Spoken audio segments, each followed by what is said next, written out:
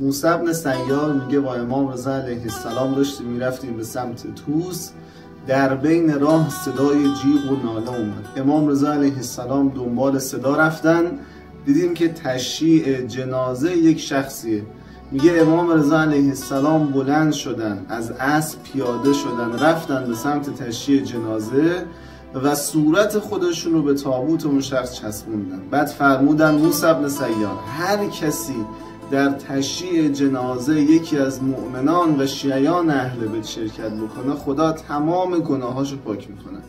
بعد میگه اون لحظه‌ای که بدن میت رو زمین گذاشتن، امام رضا علیه السلام رفتن جلو، دست رو سینه اون میت گذاشتن، فرمودن یا فلان ابن فلان ابشر بالجنه، بشارت میدم تو رو به بهشت، از این ساعت به بعد دیگه ترسی برای تو نیست، تو نجات پیدا میکنی. بعد میگه موسی بن سیار میگه به امام رضا عرض کردم که آقا جان شما نمیشناختید، تا حالا ندیده بودینش؟